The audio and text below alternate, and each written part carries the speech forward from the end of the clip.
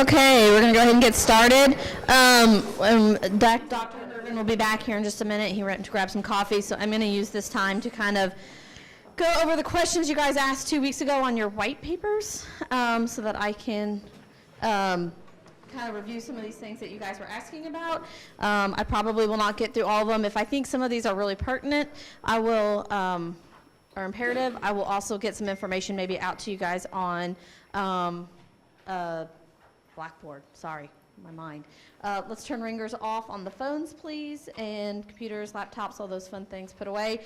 Just as a reminder, Dr. Irvin is very interactive, so expect him to walk around the room. If you're asleep, he will stand in front of you and ask you questions, so don't. And I don't know isn't a question. If you look at him and go, I don't know, and just look at him, he'll sit there and wait for you to answer, so don't, ooh, that must be his phone. Okay, so some of the questions you guys asked about. A lot of you are interested in sports marketing or going into some sort of athletics after you graduate, and you're asking about majors and how to get involved with that. If you're not aware of this, we actually have a sports marketing major and minor here at the University of Louisville. They are housed in the College of Education. They are not here in the business school. So we do have a lot of students who do marketing majors and do a SPAD minor, sports administration, or they do double majors. So for those of you who are asking about that, like where should I major in, you want to think about combos of business, the marketing, the economics, the finance, the accounting. You want to think about some of that coursework in the sports administration program. You may want to think about some coursework in communications as well. There is one course in the SPAD department that cross-lists as a marketing elective too, so it's kind of like anytime where you can get two birds with one stone, I'm all for it. So just looking at opportunities like that to really be precise in your courses. Somebody said, where's the business office? And if you mean like where to pay bills and things like that, that's over in Houchins, which is all the way across campus where they're doing like between the two construction zones for the classroom building and the SAC. If you're looking for advising and things here, it's in the basement of the College of Business. It's like literally right below us here.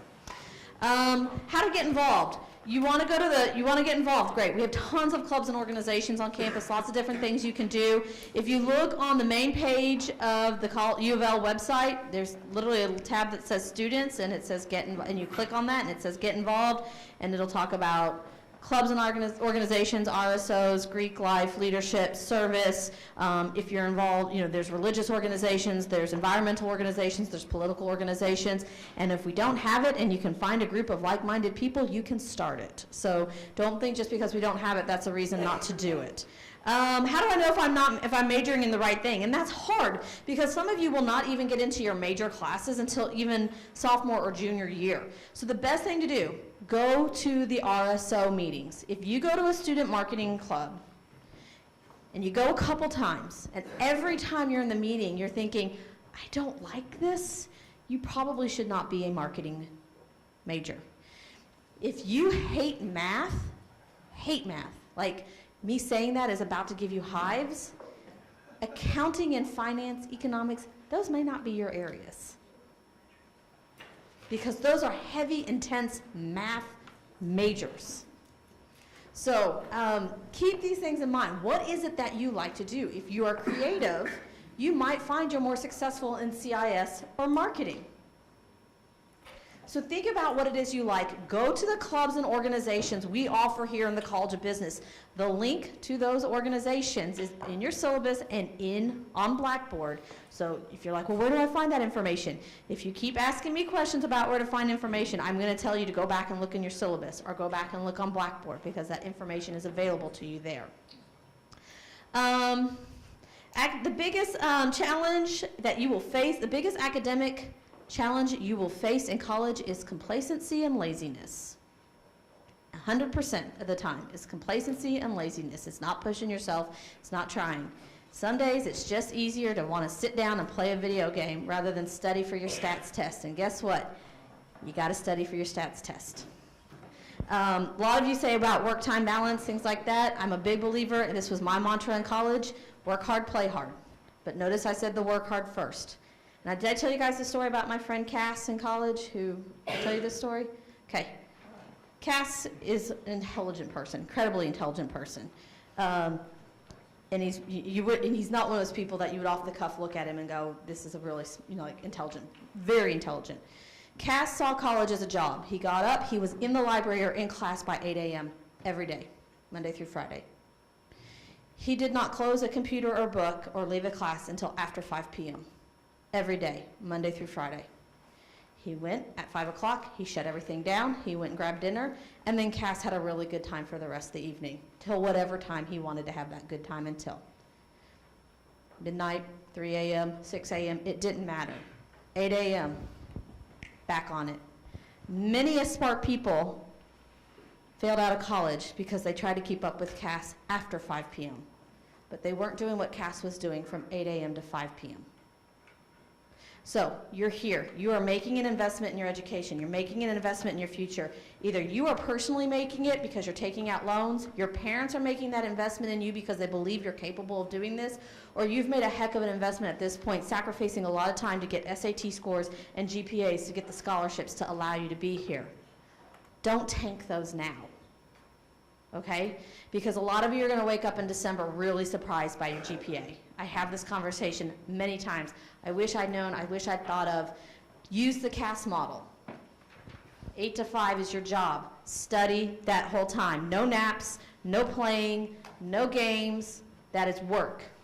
Occasionally you're going to have to do evening stuff. Occasionally you have work meetings when you're an adult that you have to work late hours. I have that. I have to come in on Saturdays sometimes and work. Because you're going to have group presentations. You're going to have group work that you need to do, and that's when you're going to have to meet with your folks. 8 to 5, you are, and a lot of you are like, well, I have jobs. Make sure that job is not undermining your ability to be a student, too. So, all right. You're asking about advising appointments. They will send out an email to you probably in the next couple weeks, and they have 2 weeks blocked out for you all, so get those scheduled as soon as they send you that email. And that will be in mid-October that they want you to come in and see them. Study abroad appointments. We will start having those conversations with you all later in the semester. Right now I'm placing everybody who's going abroad next semester, so they are my priority. Should I take TARC? Yes, it's safe. It's fine, you know. How do I join COB RSOs? Go to the meetings and talk to the people in charge. Say, how do I join your group? They're mostly from 12:15 to 1. For those of you who work UPS, I know this is exhausting. I have, the nice thing about it is you get your tuition benefit year-round. So think about 12 hours every semester, including summer, and you will graduate on time, and you will be able to stay on track. So think about using gen eds for those summer classes, because those are more often. Business classes are typically not in as many, as I could try to say this in English. Business classes are not typically offered as much in summer school, so you can say some of those gen eds to take those in summer school and use your UPS benefits for that. And then that way you can maybe schedule around some of these early morning classes and try to schedule later afternoon classes so that you're not here and you're not tired, because I know that is a very taxing opportunity. It's a double-edged sword because it pays for your education, but you're exhausted. Okay. I will get best food on campus. I don't know. There's a lot of new food places on campus. Okay, I will get back to some of these things. And so, like I said, internships. A lot of you asked about internships. Typically, you cannot do an internship until you've done the 301 class of your major. So marketing, finance, accounting, you have to have the 301 of your class before you can do an internship for credit. Econ, you have to get through 201 and 202, and you really want to have some of those 300 level courses under your belt too, so you actually have knowledge to apply to the internship. CIS has a couple classes you have to take. I think it's like 199 and 300, and then Equine has a couple classes you have to take before you can do your internships. That doesn't mean you can't go find an internship this summer and start building your work experience, and start building your network, and start building your references. These are things you actually should do. So go get jobs, go do these things. They're fine, go get them, but you can't get them for credit until you've reached a certain level. I think on the 23rd we have the department chair panel, maybe the 23rd or the 30th. One of the people who will be a part of that panel is Paige Earhart. She works in our Career Center, and she will talk to you more about internships at that time. So I'm going to pass the mic over to Dr. Nat Irvin, who works in our MBA program. Folks, I have told you this is one of my favorite sessions every year. I've heard this, and I already have my notebook back there because I take notes through this whole thing, because to me, everything he talks about is fascinating.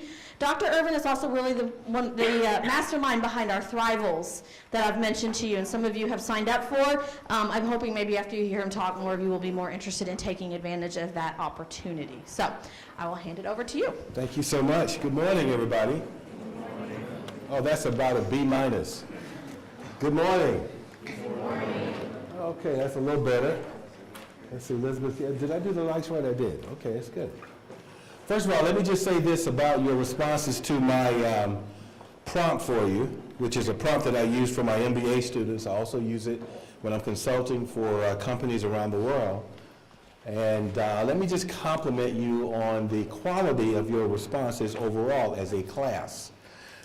Some of you are very smart. I mean, I thought I probably will have a chance to respond to some of you later, more than I did having to read 140 essays really quickly. But where's Celeste? Celeste Menard, is that right? She might be in the afternoon section. Okay, the afternoon section. What about Amanda Keaton? Great job. Corbin Thornberry, is that the afternoon? Corbin? Well, anyway, since I don't know which group, I won't do this anymore. But I was just thoroughly impressed with the quality of thinking that you demonstrated, some of you more than others, but in general, what you seem to have grasped is the importance of thinking about the future. Now, what this experience is going to be over these next few minutes is I'm going to challenge you to begin to think about, in another way, this space that we call the future.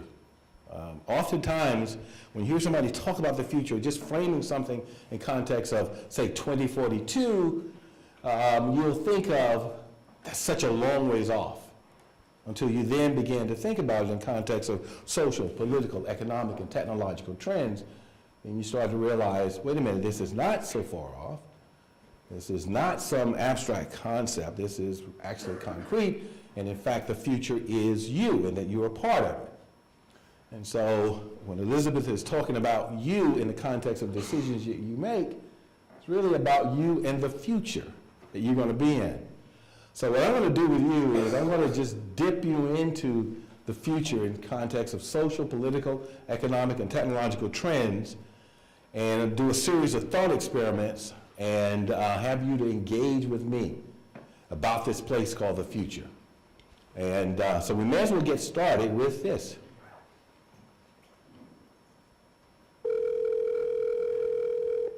Pizza Palace, guaranteed hot in 30 minutes or it's free. This is Mary. May I take your order? Hi, Mary. Yes, I'd like to order. Is this Mr. Kelly?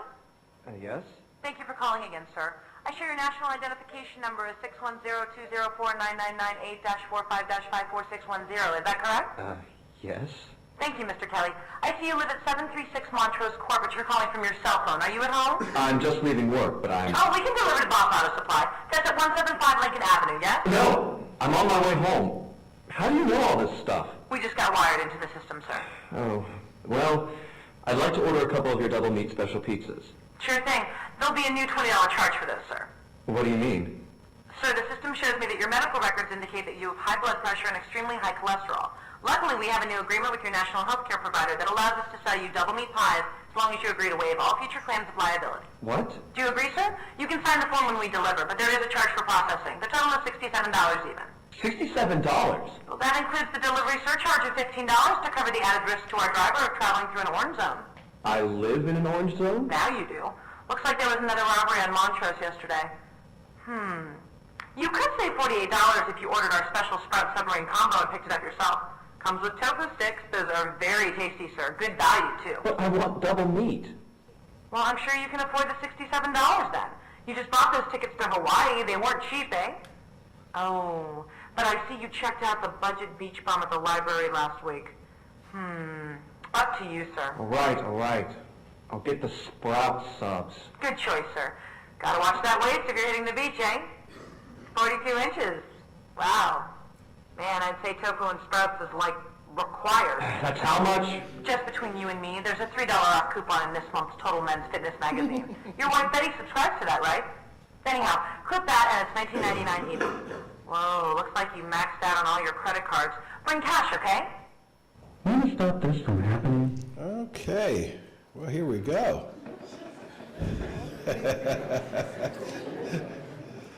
Oh, looks like my remote is not working. Elizabeth, would you check with John so I could get another advancer? Otherwise, I'd be at a distinct disadvantage here. Okay, so let's go with Ryan. What's your first take about this video? By the way, this is the way it'll be. I'll be coming to you, and I'm blind on my left side, so Mackenzie, don't think I won't. Is that you? Right? I have to turn to see you. I had an accident when I was 4. I'll tell you about it later. Oh, Zach. Who's that say? Ryan, was it? Give me your first reaction. I thought it was kind of weird. Weird? Tell me, what do you mean by weird?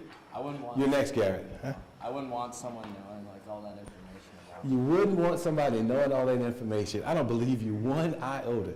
Garrett, what about it? I was just surprised by how easily all that information could be collated and someone's being able to read. Aha, good. That's great. You guys are off to a great start. Samuel? Oh, man, what?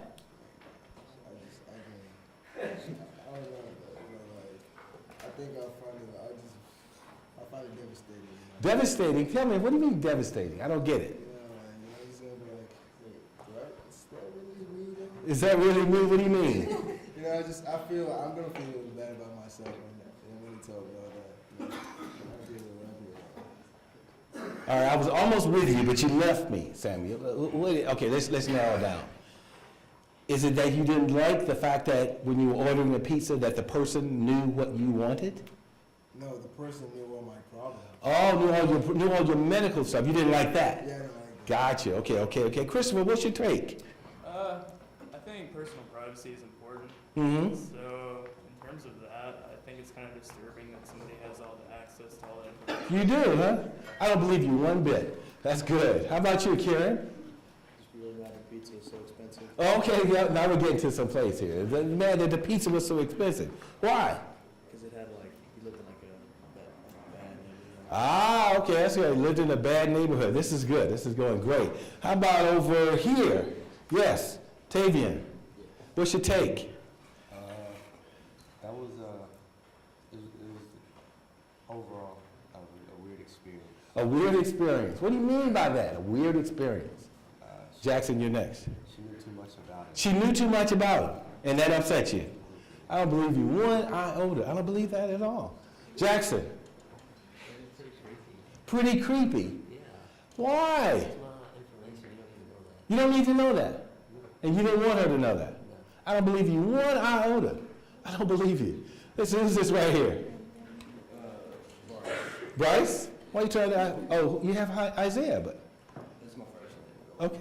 Oh, I see. Isaiah's a great name. Okay, Bryce, but what's your take? It was just creepy that she knew all the information all over me. This is really something. You guys, I hear weird, I hear creepy, I hear uncomfortable, I hear all of this stuff. David? Terrifying. Terrifying. Because one, to some extent, stuff like that already happens. Ah. And two, if they can bring that much up when you order pizza, who else can get even more sensitive? Okay, we're making progress now. I had to have a grown person to respond. I'm sorry, I just did that. Katie, give me a response. It was invasive. Invasive, in a way. And Lauren? It would make me mad that they were trying to charge me extra for my health concerns. This is great. You all are just right in the sweet spot. Maya, you thought you were going to hide under the hat? No?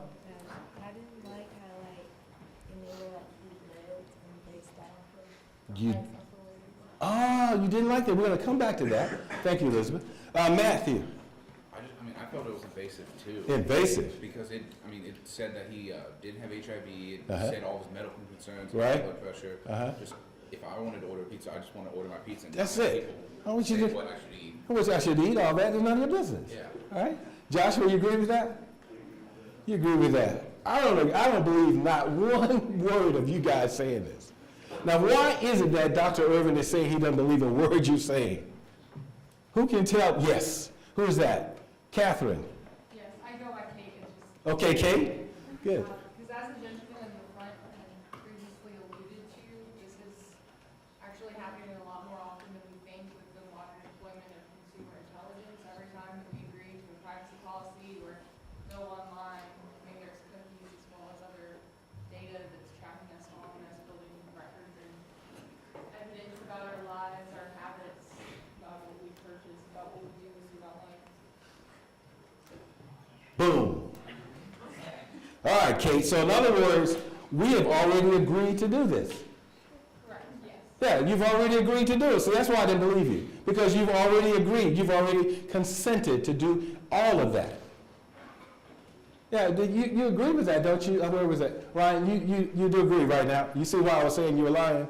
I don't mean it personally, of course. Angel, you got something to say? Yeah, and I feel like as as people, like we're being hypocritical because you can't pick and choose what you want to censor. So for that video, I mean, I thought the reason why people didn't like it so much is because it's pointed out the truth and the fact. So we are in denial. If you have a health issue, it's telling you the right thing to do and you're not doing it. And we mind it when it comes to our personal choice. But when the bank is calling you asking if you make a purchase that you don't normally make, which means they're already monitoring your purchase, we don't mind that because it's helping us. So we don't like stuff that helps us. This is good. This is good. You all are in the right space. The dichotomy of, on the one hand, we do want, which is why we agree to share information. We agree to do it. Who's this right here? Andrew, you agree to do all of this because, I mean, you're on Facebook, right? You're not? Okay, what social media are you on? I'm on Snapchat. Snapchat. Okay, worse. All right? All right? Okay. Exactly, right? Everybody can see where you are. Yeah, exactly right. I mean, you keep you see where you go. You're walking from here to the bathroom. Well, he's going from the bathroom over here. Right? I mean, it's like, so you've already agreed to do all this, right? All right, so let's establish that we've already agreed that we're going to play into this world of complete information, where we disclose everything about ourselves. We've already agreed to that, Foster, right? Anybody who disagrees with that, raise your hand. Make your case. Who has not agreed to this? See, that's what I mean. Okay, good. Now, let's talk about it from a business standpoint. Amanda. So, from a business standpoint, if you are owning a business, which is called the Keaton Enterprise, you are the manager of this information. You, of course, will use all of it, will you not? Yeah. Okay, tell me about how you will use it. Nice and loudly. You could use all of that information to better sell your product or your service or whatever you're doing and make people want to buy it. Make people want to buy it. So you're definitely going to use it as a CEO, right? And or you're going to hire anybody, everybody in your marketing unit will use this information as well, correct? With no question about it. You have any ethical concerns? I mean, if I have the information, I'm going to use it. If you have the information, If you'll... it's a benefit to me, then yes. Absolutely. No question about it, right? Okay, it is. Somebody else, who would disagree if you're running a business, which is the difficulty of this, Sean, because you're working for Amanda, right? Yeah. Right? And are you going to use this information to your advantage? I would, yeah. Absolutely. Who would not do it? Raise your hand. That's okay. I'm not going to beat you up. I mean, we're going to have this is your safe space. Who would not use it? Madeline? You would not? I would. You would. How about you, Sam? Look at you guys. You're all a bunch of unethical business leaders. I'm kidding you. But it does, yes. I wouldn't use it. Okay, good. Who's that? Gwen. Yes, sir. Okay, make your case. Nice and loudly. I'm not sure if you're going to like this answer, but... Don't worry about that. For instance, somehow these, what are they called, like the people that call you, like how to get your number. Right. People hang up. They're going to stop either, I don't know, coming to you or using you if you're using all their information to bother them. I mean, it's kind of... Well, wait, are you arguing to say that it's not effective, or are you arguing... It might not be effective, but it's just annoying. Okay, it's annoying, but you haven't made the case of why you wouldn't want to have information about your clients. I wouldn't want people having information about me. You wouldn't, but yet you've given that information to them, haven't you? Yes, because I can't access their websites if I don't. Right, so there you go. So it should be an option. It should be an option. We have gotten to another place into the conversation. It should be an option. I love that. It should be an option. We should be able to opt out of this panopticon that we're in. Yes? But there is an option. If you don't want to be called, you can put yourself on like a national do not call list. Absolutely, you can be on that. What about that? Does it make you feel better? They still call you. They still call you. Yeah, what's your response, Raven? Just make sure you're actually on the list. Make sure you're on the list. She says you make sure you're on the list. You got any response better? They still call you. They still call you. Right, in other words, Raven, here's the thing about that. You block their numbers. I do, and somehow they still call me off other numbers. They still call you. Ohio, Maryland, here. They still do it. All right, so what we find is, Raven, that everybody knows the experience of saying, I don't want to be contacted, but apparently we have passed the point of where you can actually be off the grid. That's no longer viable. Now, probably you're thinking, I think most of us think about this notion of privacy. This is a wonderful book I would love for you all to read. You're not going to have enough time because you got a lot of other things to do, but it's one of my favorite new books by this amazing historian, Yuval Noah. And what he describes, it's called A Brief History of Humankind. I wish a book like this had been written when I was a freshman in college. God, I would just love to have read a book like this. Of course, everybody's thinking, freshman in college, when would that have been? I would have been a freshman in 1969. So in other words, I'm 66, right? So I would love to have read a book like this, but here's what Yuval does, and which is why it's going to be interesting for you, is you see all those people gathered. They're actually gathered in a rather peaceful manner. They're actually having a demonstration of some kind. I think this might have been the celebration of some team winning a game, if I'm not mistaken. But, the Royals? Okay, good. All right, good for you. All right. So, and so here we have this contrast. What that Yuval does is this is from I think the Return of the Planet, one of the series in the Planet of the Apes. And what he's doing is he's contrasting with the previous scene that you just saw of these human beings versus the chimpanzees, and imagining if you could have 150 or 200 chimpanzees gathered in a stadium, what would happen? Of course, there would be complete chaos.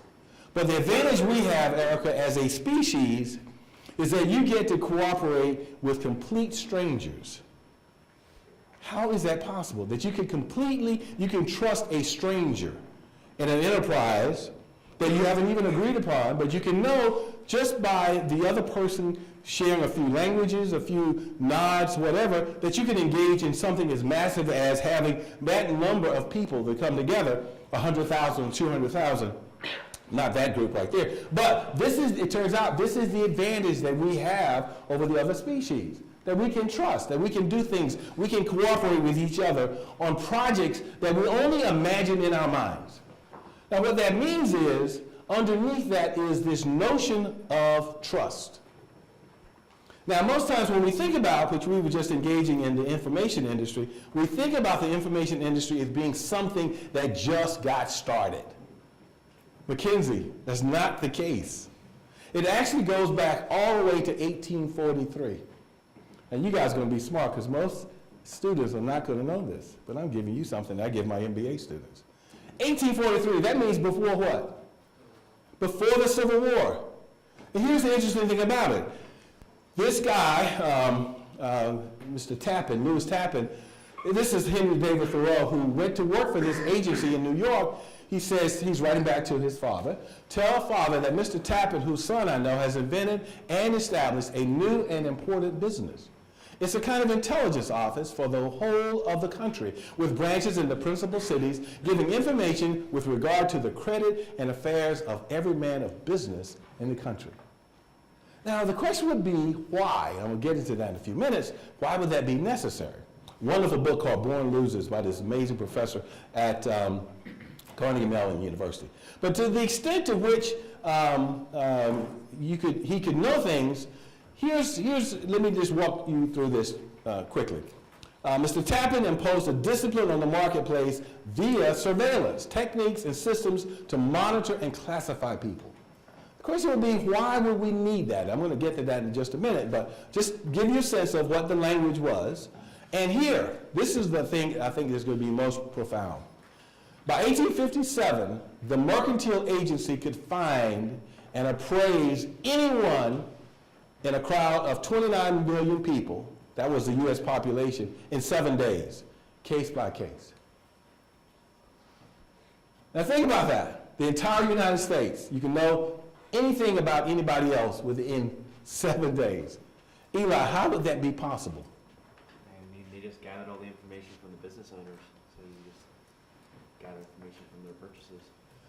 That's the part of it. How about it? What would you guess, Matthew? How could they possibly do this? By collecting records from workplaces. Just think about what life would be like in 1847, 1850. Yes, Angel? I think they would have like a group of people who roam around everybody else, and then like daily they will make reports on each person and send it to a central person. Excellent. Very good. That is exactly right. In fact, there were people being hired to be agents, to go around in every community and just basically talk to people. So Esteban, they would just interview you about Coleman. They wouldn't interview you about Coleman when Coleman was next to you. No, you'd be off somewhere. They'd say, tell me about his marriage. They would say, is he given a strong drink? Things like that. And then they would be collected into what would be called a red book. Now, why would that be necessary? Now, what would you think is going on? This is going to help you thinking about where we're heading into the future. What would be going on? Why would this be necessary? Why would it be necessary to know information like that? Caitlin. I feel like it would be necessary because when you're talking about a phrase, I was immediately thinking like how much that person is worth to their community, their value that they have for them. Okay, not bad, not bad. Emma? How that person can benefit them, not bad. Now here, I'm going to ask you this question again. Think about it in context of the world, America at that time. Why would this information be necessary? Why would somebody create a business like this, Jack? Because knowledge is power, and it is advantageous to know as much as possible about. Yeah, so but what's going on? What's going on in the country? What's going on in the economy? What's happening? Why is it necessary to have this kind of information? Why would somebody create a business like this, Emily? So they can, make their customers, they go directly to the store. All right, let me help you with this. Yes, Ben? Dave, excuse me. Around this time, it's starting to ramp up to the hostilities that started in the Civil War. So a lot of this information could be used by the government itself to determine whether somebody is more loyal to the actual government or to the other government that is fighting for things like the slavery, what ended up causing the Civil War. Okay, that's not it, but that's not a bad answer because obviously information would be traded, right? Well, here's the answer. At this particular time, this is right in the sort of like the heart of the Industrial Revolution and the expansion going west. So this is the beginning of when America really becomes a business enterprise. And if you can think about moving from an agrarian society to an industrial society, that transition, that means that you're going to have to have different ways, first of all, of transportation. That Ryan, I may have known, you and Nathan may have known each other because you live next door to each other. But what if you are a business person living in New York, and now Nathan now lives in Ohio, and he wants to borrow money from you? How would you know if you could trust him? You couldn't know it, right? So now you can see how, on the basis of something as simple as transportation, beginning the expansion of cities out west, the beginning of the growth of the economy beyond the handshake, Erica, that you have to have new information. Because I can't loan money to somebody that I don't know. I mean, I could loan money to Sean if I knew him, but what if there's a new person that I don't know? I have to have some basis on which to develop trust. So there's the beginning of how we establish, and this, of course, is going to eventually lead to, comes back to your point, David, this is going to eventually lead to the beginning of the CIA. So it's going to go into a credit service agency and eventually the development of what we would now modern day call the CIA. So anyway, what you're going to see is this. Going into the future, and this is why it's important to understand data. And I'm dealing with a cough, so I got to drink a little bit of water here. Is that you are living in what I would definitely call the algorithmic economy. And that is where everything is driven by algorithms, which is what we saw a few minutes ago when you just did the experiment of thinking about what would it be like for somebody like when you're calling for a pizza and somebody knows all of this information about you and it charges your pizza on the basis of other kinds of information that looks like it's not related. Now let's go back and uncover some of the ethical issues associated with what we heard in the video. JT Murphy. So one of the points that the video illustrates is the notion of being charged more because you lived in a red zone.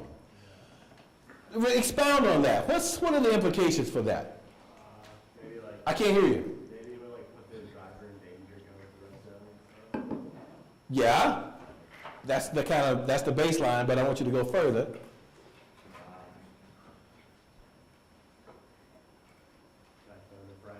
I'm sorry?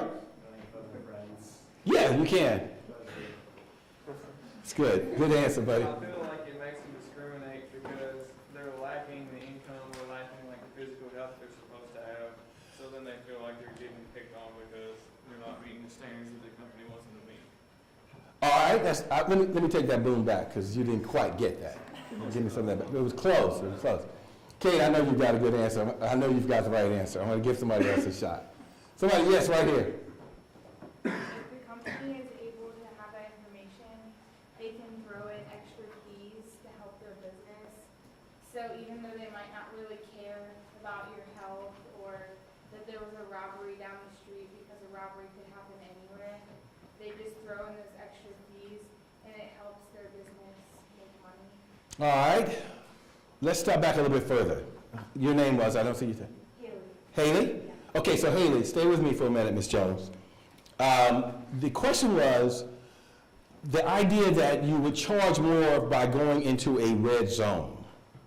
Now, what are the implications for that? What's going on in that? What are the larger context issues associated with charging more for going into a red zone? What does that mean? Yes. My name is Christian. So you're charging more for people who are potentially lower socioeconomic classes, and then by charging more money, you're potentially keeping them at a lower socioeconomic class, which is a perpetuating cycle of class systems. Excellent, Christian. So in other words, one of the downsides of having access to information like this is unintended consequences of the very people who would need a help now are being discriminated against on the basis of an algorithm. In other words, Jordan lives, well, give me a zip code. We're going to make up one. Ready? 40516. You happen to live in that zip code, have nothing to do with you. You're a law-abiding citizen, a great guy, but all of a sudden you have to pay more for a pizza because you live there. Is that fair? It's not. It's not fair, but Amanda is charging you more. It's not fair, is it? Should you pay, Dylan, should I pay the same price for an item as you? Should you and I pay the same price for an item? What do you mean, yes? Everybody should. That is such BS. Dylan, I love that. So you think we should pay the same thing? Amanda, explain to him why that's wrong.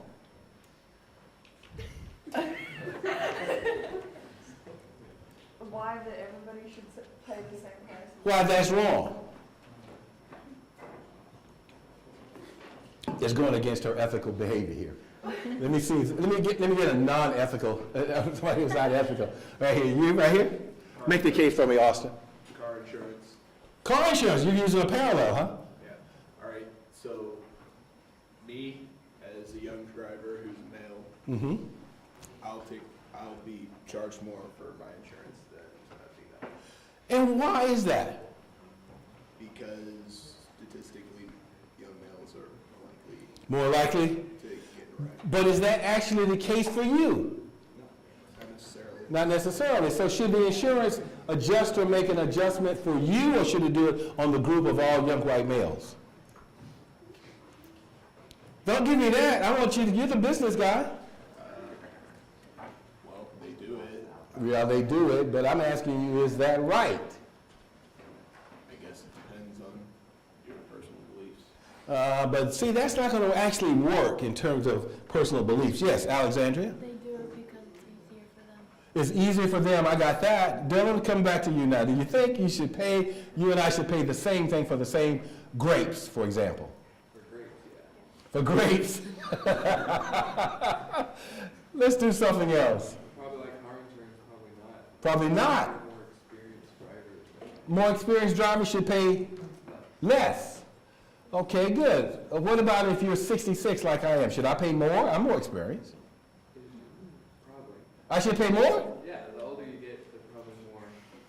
I knew that. See, I knew he would throw me under the bus, right? Did you notice that? He just threw me right under the bus. The older I am, right? How many accidents have I had? How many have you had? See, I had none. Right. So he wants me to pay more, and he's had accidents. I've had none. Right? So your case, I just blew your case out of the book, right? All right. Now, come on, Dylan. Don't worry. I'm not going to hurt you. You're good. You're doing great.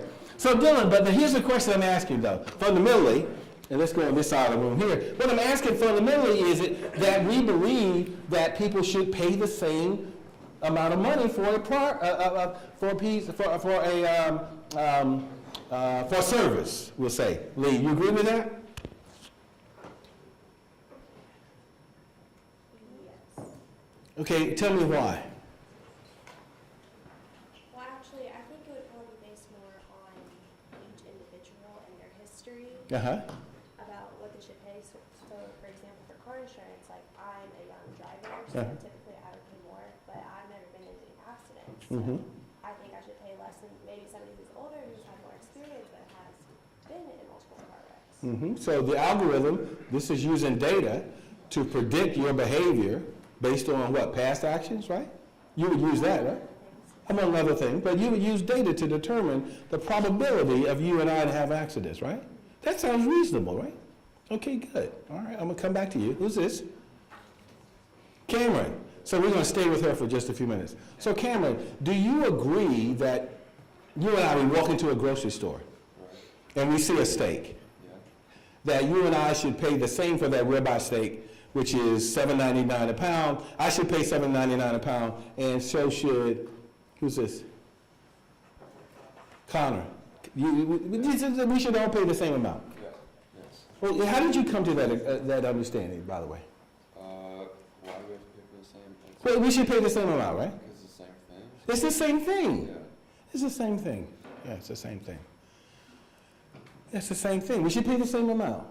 Well, why should it matter that if you come from another part of town that you pay more and I pay less? That shouldn't be the case? Yeah, but the thing is, what you know is that I can pay more. So I go to the cheaper one. No, you missed it. I said I can pay more because I have an Apple computer.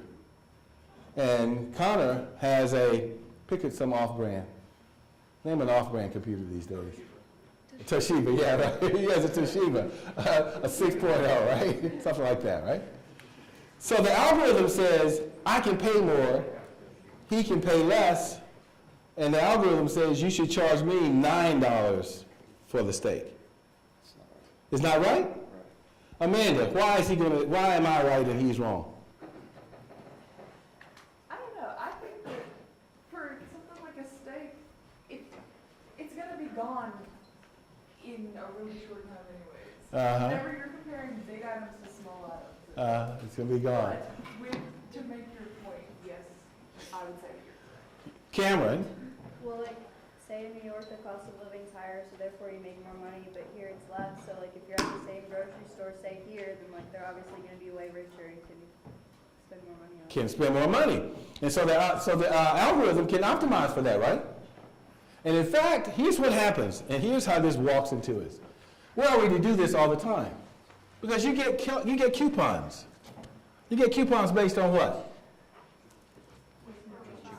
Purchase history, right?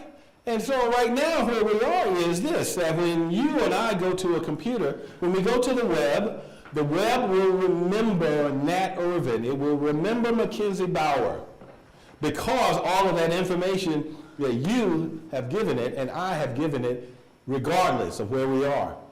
And so now because of huge data banks, companies, organizations, companies, each one of you has, it might be a little early for you, but probably each one of you already has, not a credit score, although some of you may have it, but many of you already have what's called an E-score, Omar, an E-score. And that is, and this is probably not so true for you yet, E-score is the likelihood that you can afford to buy certain things. So if a person can afford to buy a yacht, why wouldn't you charge them $9.99 for the steak as opposed to $7.99 when that price they can easily afford to pay for it? So you can see as we walk into this dilemma, it really does present us with some opportunities for maximizing profit, but there's some ethical issues about this notion of being able to charge one group of people more for the same service as opposed to another, especially when you start to talk about poverty, when you start to talk about where people live. This is a public policy issue that your generation is going to have to deal with, okay? You're going to be the first generation, the first group in human history that will deal with data in ways that we have never anticipated it. Full of ethical issues, much more difficult than the one I've just described to you. Is that person sleeping?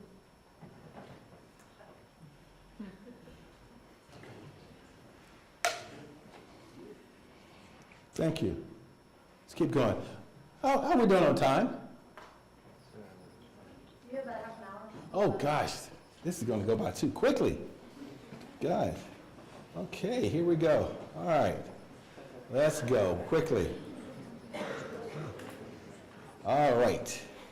Well, of course, I was going to tell you the story about that little kid, but I'm going to let that one go this time because we don't have very much time. Let's look at this. Which way is this dancer dancing?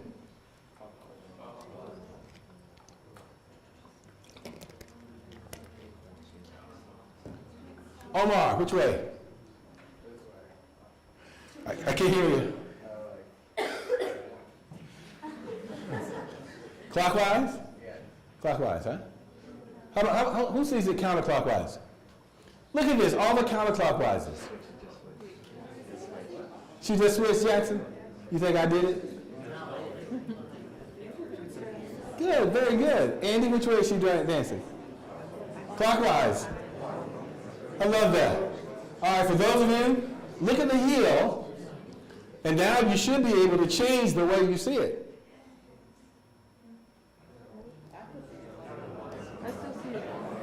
Isn't that something?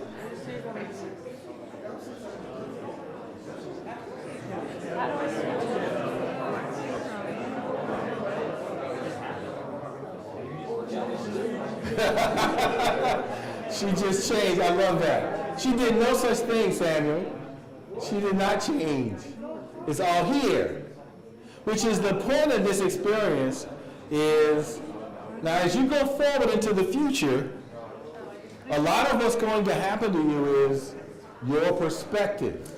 You're going to be looking at the same set of data, a same set of perspectives, same set of information, Claire, and a lot of what you make of it is going to depend on how you see it. Now, one of the advantages of being young, where you are right now, as opposed to being older as I am, is that you still have the beginner's mind. What a wonderful place to be in your life, to have the beginner's mind, which is this great statement here from Suzuki: if your mind is empty, it's always ready for anything, it is open to everything. In the beginner's mind, many possibilities. In the expert's mind, there are few. So one of the things I'm going to encourage you to do, Mackenzie, as you go through your experience of learning, is learning how to balance. As you begin to focus on something, learning how to balance the close and the far out. That's an advantage, Ben. That's an advantage. Knowing how to see from a different perspective. This is a wonderful thing to keep in your mind because this is where you were not long ago, when you thought about everything, every possibility there was in the world. Now, of course, one of the things that we humans are taught oftentimes is that to live in the moment. Just stay in the moment. It turns out that we now know, social scientists now know, that we are actually built for living in the future. That's the advantage that you have. We have as a species, contemplating the future. We're the only species that actually we actually have rituals in which we begin to think about the future. We're the ones, we're always thinking about what could happen. For example, right now, we're anticipating what might happen, Nathan, with these serious hurricanes. We have data, we're projecting, we're thinking it's going to go on the west side of Florida, then go over the entire peninsula of Florida. We're using data to try to determine what might happen in the future. And sometimes we get it right, sometimes we get it wrong, but the smart thing is to always be thinking about, which is what we do, which is why we have an advantage, is thinking about the unexpected. Now sometimes we get it right, sometimes we get it wrong. It all depends on what our perspectives are. Now, how many of you right now choose the Cayman or the Jaguar? What are the Caymans? There's a Cayman. Raise your hand if you're a Cayman. Good. All the Caymans, raise your hand. You like the Cayman? I'm going to do a contest. All the Caymans, raise your hand. Make noise. All right, all the Jaguars, make noise. All right, we'll do it one more time. All the Jaguars, make noise. All right, Madison, you're a Jaguar? You are? Okay. Emily, you a Jaguar? Yeah. You are? Okay. All the Caymans? No Caymans? Very few Caymans. All right.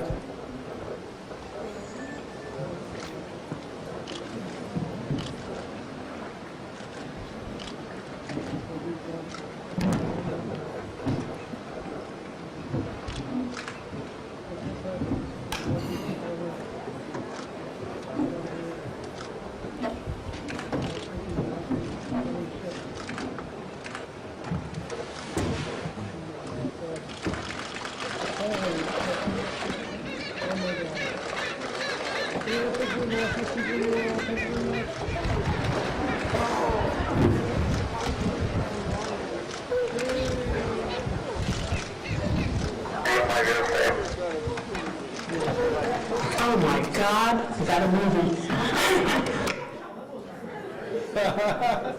So why is the Cayman dead? Where's my Cayman over here? And your name is? Connor. Connor, why are you dead? I think you picked it up and snapped its neck. Yeah, that's after the fact. Because it snuck up on. Snuck him on, not bad. What else? Got the grip on the Cayman before it could run away. Well, wait. I want the larger context. Why is the Cayman dead? You're right about how they killed, but... Because it wasn't paying attention. Okay, that's not bad. Good. Somebody else? Yes? Because it wasn't in familiar territory, so it was on land and it's supposed to be on the water, or at least that's where it's strongest. All right, not bad. Yes? Mitchell? The Cayman was living in the moment while the Jaguar was looking ahead. That's pretty good, Zamberi. That's pretty good. I ought to give you a hand pump for that. I'm not, though, guys. That's pretty good. That's pretty good. Using my words. Dawson? The Cayman had his defenses down. All right, just a little bit more. In terms of the environment. So you guys were getting, yes, Kate? The Jaguar used the Cayman's own environment against itself by swimming, because that's where I'm assuming the Cayman thought it was safe because it didn't expect the Jaguar to get it on what looked like an island. Joshua? Good. Go ahead. You were going to say something similar. She said the same thing? Well, you said it better.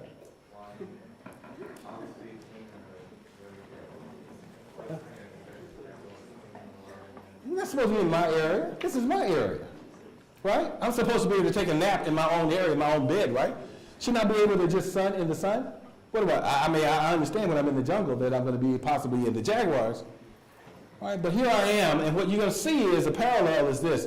This is why when you hear, you all now are all very much familiar with the term of disruption, of where it is that competition comes from out of no place, out of nowhere, out of sight. comes and takes you out. And right now, what we're experiencing within the U.S. economy worldwide are huge disruptions in the world of work.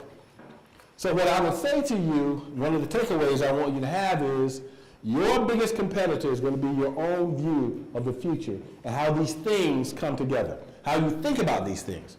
Now, of course, one of the things that happens is we get pranked by the future all the time. The future comes and it just shows itself up and you think it's one thing, but you don't see it. That's because we have two ways of thinking. This is a wonderful book. Again, I wish I were your age and had somebody to write this book, but of course it didn't exist when I was a freshman because it was only the whole world of behavioral economics only came to be in 1975. And this is this area of how it is that human beings make decisions. Previously, we thought that human beings were rational, but they're not. For example, let's see, JT. In 1948, Mr. Robinson's batting ball cost $1.10 in total. The bat cost $1 more than the ball. How much does the ball cost? Somebody help him out. You want to call a friend? 10 cents. How much? 10 cents. 10 cents. So anybody else want to help him? That's a good answer. Yes? Should be 5 cents. Should be 5 cents. We have 5 cents. We have 10 cents. Which answer is it? Elizabeth. Very smart group. Very smart group. Now, of course, I know most of you said 10 cents. How did I know that? Because most of you use what's called System 1 thinking. System 1 thinking, which is, let me explain that to you what it is. Well, first of all, let me trick you again. Let's do this. This is easier. Take 1,000, add 40, add another 1,000, add 30, add 1,000, add 20, now add another 1,000, add 10. What's the answer? 5,000. There we go. Okay. How many of you got the answer this time? Just say whatever you get. 5,000, raise your hands. All right, so there we go. 5,000, right? So you said no? Oh, so now we have 4,100, which is the correct answer. But I just told you I was going to prank you, and you still got pranked with just adding numbers. All right? So now you can see. Andy, I pranked you, right? Yeah, no, yes, I did. I pranked you. I know you said 5,000, right? All right? Anyway, so how did that happen? How did that happen? Well, it turns out there's, as I said, there's System 1 and System 2 thinking. Let's go back to evolutionary psychology a little bit. I'm not going to go too far into this, but what we do is our brain will seek the quickest answer possible. That's System 1. If you look, for example, here, complete the phrase bread and, come on, help me. Right, 2 plus 2 is what? All right, if you drive a car on an empty road, you're not worried about that, okay? Understanding simple sentences. Anyway, that's System 1. That's really easy. The stuff that we can do real quickly. But here's what System 2 does. System 2 is the one that would allow you to see that it was not 10 cents, that it was 5 cents, because System 1 would say, let me go to most available, what's called the most available heuristic, the easiest thing. It would make sense that it would be 10 cents. But your System 2 would say, that couldn't possibly be true. But System 1 is going to be the one that you're more likely to lean toward. System 2, maintain a faster walking speed than is natural for you. Notice, think about what the brain has to do in order to do that. If you were driving and I ask you to say, what is 7 times 14, and you got to make a left turn, your brain's going to say, choose one or the other. Okay? I'm not going to do both of these. Choose one or the other. Okay? Make your mind up. Those are System 1s and System 2. And that's why we get pranked a lot of times with the future, why you will see something and conclude something differently than it actually is. That's one of the lessons to take from the future. Now, I ask you guys, and I'm going to show you a little bit of your responses. What do we have, Elizabeth, about 15 minutes? 15 minutes? Yes. Okay, great. All right. So let's imagine that we have a CEO. We want to take Don. You're the CEO of the future. All right? Let's give him a round of applause.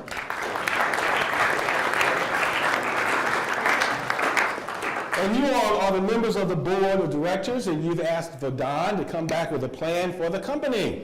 Okay? And here's what Don has come back with. First of all, and I just want you all to know, this is his new plan.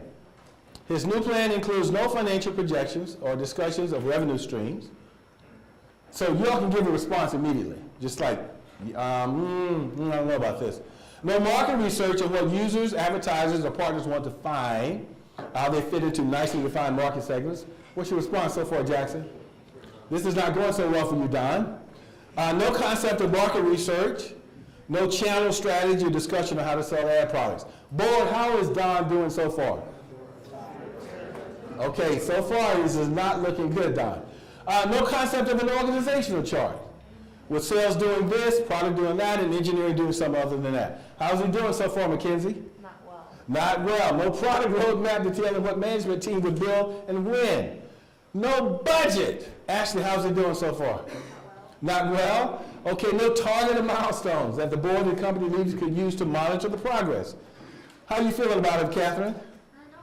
Not so great. Good. This is great. Don, this is not looking bad. I know that this is not looking. Well, it turns out that we understood that our founders intuitively grasped, this is Don saying, how to lead in this new era, but they, by their own admission, this is Don saying it, didn't know how to build. Actually, you can tell that I've actually tricked you because this was actually, Don was actually Google.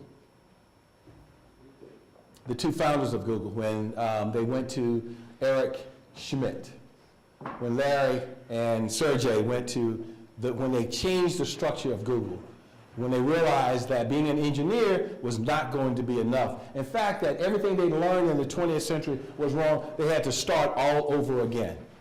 The good thing about it is that this is where you are and you get to benefit from all the mistakes that have been made in the past. You get to do this, Andrew. Right? You get to learn from all of the mistakes that others have made, but here's the mistake that we will make. Now, not likely you, because you're still young, but this is one of the challenges you face in business is that even when the world has changed, most of us are very bad at adapting our behavior. We're very bad. Now, of course, this will have no interest to you because of your age. That is, who knows who this is? A few guys would know. That's Hugh Hefner. And of course, the reason why I show that is because a few years ago, I guess maybe about 2 years ago, Playboy decided that they would no longer publish nude photos. Now, why would that be the case? Yes? Specialized? Nah, Andrew? Because nude photos are already so easy to find. Yeah, that's right. This business model had been completely disrupted. They couldn't find whatever they were showing any place. So they were disrupted. Then, of course, things change, and they decide, oh no, we'll go back and we'll do the same thing again. So now they're back to publishing pictures again. Interesting kind of thing. Here's an example here of what's called change blindness. I'm going to skip this one, but I want you to see the next one, the next video. This one here. This is pretty good. Oh, I think I have to go over and click this one. How it is that things happen, and we don't really pay attention. Here we go. Most of us think we're pretty observant, but with a bit of mind control, I wanted to see if I could make these people take even the most obvious things for granted. Excuse me, do you know how to get to Trinity Church from here? Yeah. You see that church down there? Yep, straight through there. And then you're ready to keep going down Sorry. You see that church is down there? Yeah. You stay on that, which is, I believe, Broadway. And then you walk down 2 or 3 blocks and Trinity Church is on the right hand side. We're walking in that direction. Excuse me, you don't know what Trinity Church is, do you? Might be Wall Street and Broadway. Okay. Well, we're down here somewhere, aren't we? Yeah, you see Trinity Church. Sorry. Yeah. Inside the Trinity Church, right there. If you keep going that way, you head Broadway, then you go on a couple of blocks. Thanks very much. That seemed almost too easy, so later on I see how far I can take it. Excuse me, do you know where Trinity Church is? Okay. Last time I switched with someone who looked a little bit like me, but where's the fun in that? What do you think? You know who's best direction? The other side, you see where that lady's standing? Sure. That's the pool. No, the lady in the parade. The other side? Yeah, the other side of the But you pool. say you don't know where it is? Exactly what street, no, but it's in that direction. Okay. Yeah, okay? Okay, so you can see that once we get into our own routines of living life, we sort of take things for granted and we don't really pay attention to how the world is changing around us.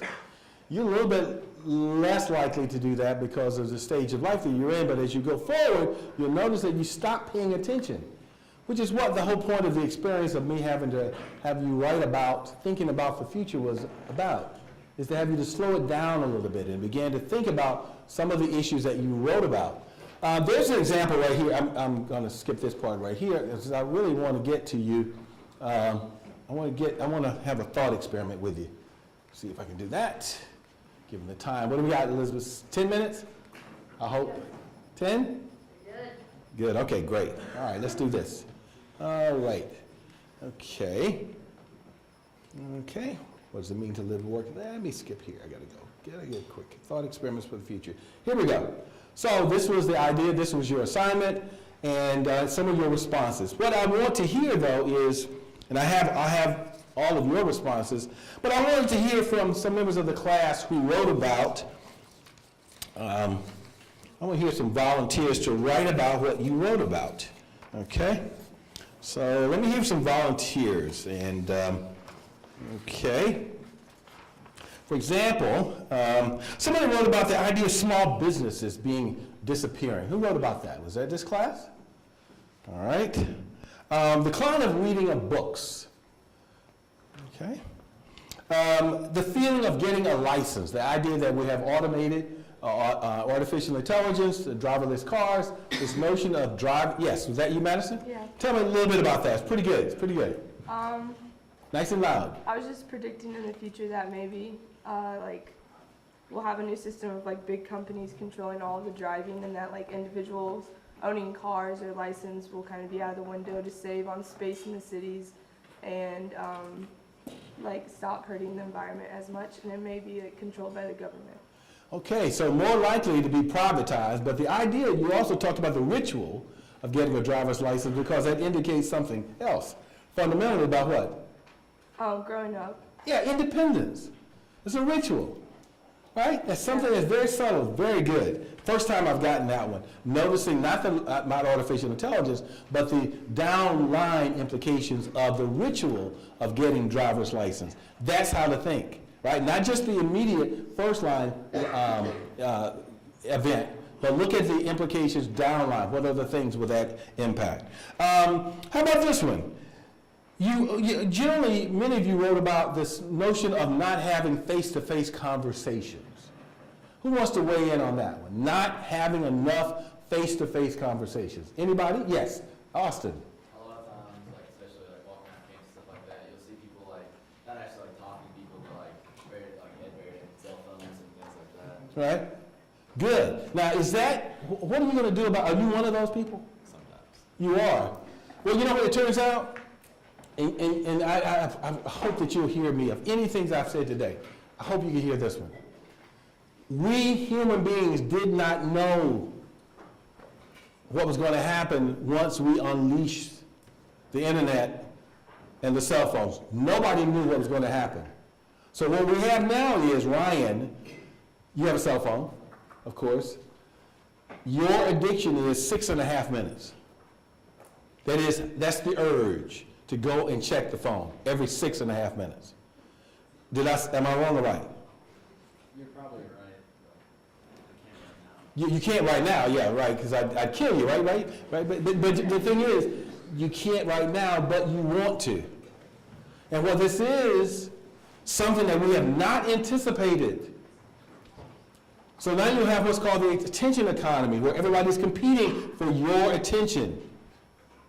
This might not be good. This might not be good, and we may be losing something very, very important by not having more face-to-face conversations. What might be the downside of that, Brian? Face-to-face. Not having face-to-face conversations. Certain relations with certain people. Translate. Some relationships may be damaged. Keep going. Because face-to-face conversations can, I'm not sure. No, you're fine. Look at me face-to-face. Well, not so ugly. I mean, what is it? So hard.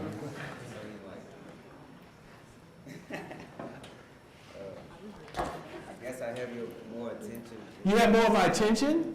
Isn't it better when I come over to see you? Yeah. Don't you like it better when I come over to see you specifically? You don't know? I got you. Yes, Mackenzie? It's causing a lack of communication skills. Lack of the diminishing the communication skills. Yes. Did you write about that? Yes. Yes. Tell me a little bit about it. Well, it's becoming easier and easier to just talk to each other through email or text or even a phone call. And so once we do meet face to face, we don't have a lot of like experience with that, I guess. Yeah, we don't have as much experience. Emily, what about that? Well, I actually read about that too. I said you can't like hear maybe like the tone of someone's voice through a text message. Like you don't know if like they're being like sarcastic or actually really mad or something. Absolutely. William? I mean, it makes it harder for. I can't hear you. Makes it harder for people to. I'm looking at you. It makes it harder for people to like understand what people are saying. I guess like you can interpret things in different ways when you're not talking to them face to face and there to clear things up for them. Yeah. It's better. You think the manager who does what I'm doing now is better or the one who does it by text? The one that does it the way you're doing it because they connect with people more. Mm-hmm. But you have to practice at that, don't you, Blake? Yeah. How do you practice that? By just doing it. What do you mean by that?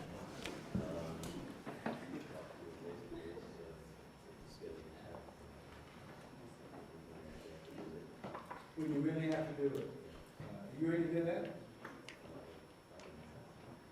Probably not. Was this making you uncomfortable? Did I sit beside you? Why would it make you uncomfortable? I'm not even doing it. Not used to it? How do you get better at it?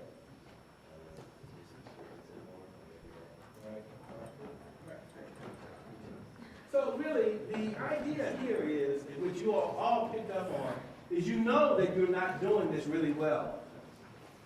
And you know you're not doing this really well. Now some of you are.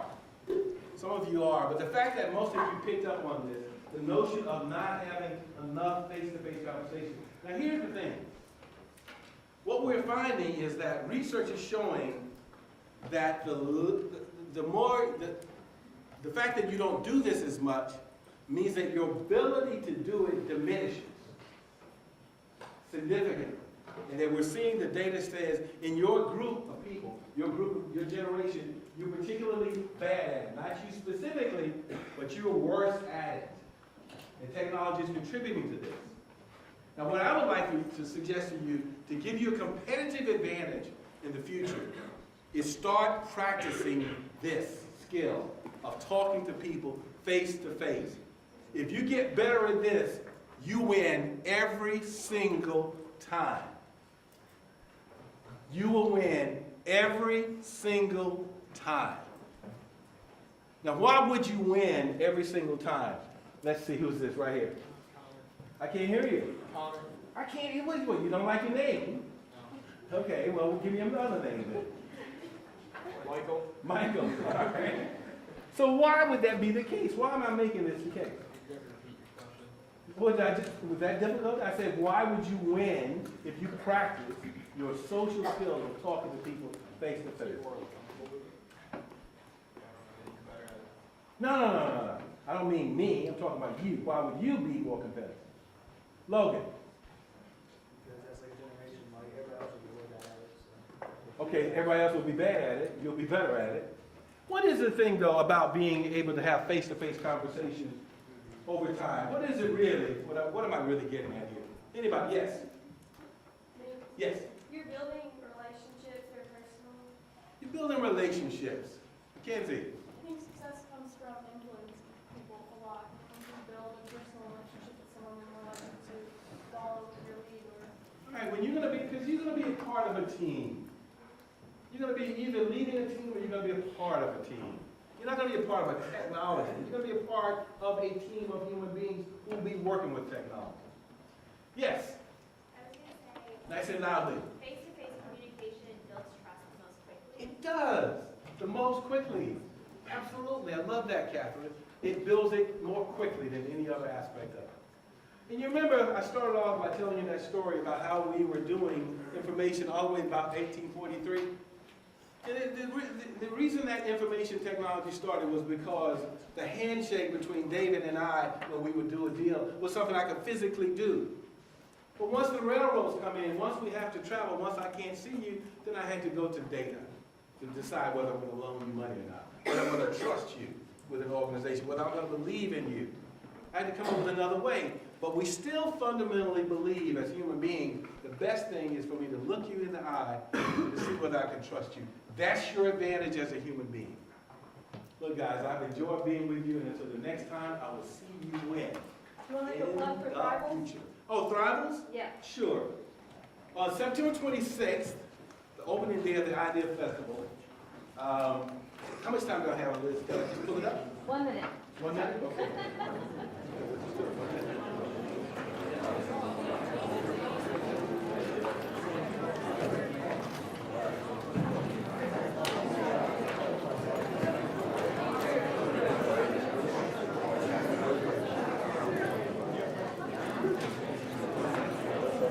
Okay, guys, here. On September 26th, which is the opening day of the Idea Festival, we have Thrivals, which is a theme this year is called No Grit, No Glory, and No Guts, No Story, and it's focusing on the notion of what is it that people have that allows them to persist in the midst of great difficulty. Why is it that some people will persist into the future and other people will quit? That's the first thing. The second thing is, what happens when you have big data? And by that I'm talking about, there's a wonderful book written by this professor here whose name is Kathy O'Neill. She's written a book called Weapons of Mass Destruction, which looks at the role that algorithms are playing in your life. She's going to be one of our guest speakers. This guy's name is Cody Coleman. He's interviewed in the book Grit by Dr. Angela Duckworth, which you can see online. He's from Stanford University, and his story of being born in prison, somehow or another, he winds up at Stanford University working on a PhD in artificial intelligence. And it is an amazing story that you would not believe how it happened. It's a powerful story. You've probably seen Janelle Monáe in Hidden Figures, Austin Highsmith in the film Dolphin Tale, Kathy O'Neill, Brittany, let me see who else. Oh, this amazing storyteller, Robert Shetterly, has written this powerful book called People Who Tell the Truth. It's about historical figures who were able to withstand amazing criticism, yet they were able to tell the truth that you have benefited from. Amazing story. This is George 2.0, who's a part of the group called Wonderland in Jadena. Maybe some of you know him. This woman, Wendy Whalen, is a member of she was the New York Ballet, member of the New York Ballet for 14 years, member of the Bolshoi dancing group. She had scoliosis, age 12, but became this world-class dancer. And later on had to have her hip replaced and still managed to dance. She's from Louisville. She's going to be here. This is Wonderland, the Wonderland Art Society, Janelle's group. And this is Joey Zane, who was the director of the show. But anyway, I made it possible for each one of you all to have tickets. But it requires you to be there the entire day. You get books. You get a copy of the book, Grit, by Dr. Angela Duckworth, and you can see her video. It's an amazing New York Times best-selling book. You get a copy of Weapons of Mass Destruction, and you'll meet Dr. Kathy O'Neill. She is a brilliant woman, PhD from Barnard. She went to work on Wall Street and decided to write this book on the implications for algorithms. She is terrific. She's called the Math Babe. And so anyway, I would love for you guys to join us, but you have to be there the whole day. It's called Grit, No Glory, and we're serving grits at the beginning of the day. You get lunch too. There you go. So. Okay, thank you. Okay, if any of you have changed your mind and want to attend Thrivals, send me an email. I will get the books for you. I will get your name on the list. We will provide a letter to take to your faculty about what you're doing that day. It shouldn't be an issue in the College of Business, but non-business classes may not know what this is about. So email me if you're now interested. Your question of the day is, what today was mind kind of blowing? What was what did you think about? Nothing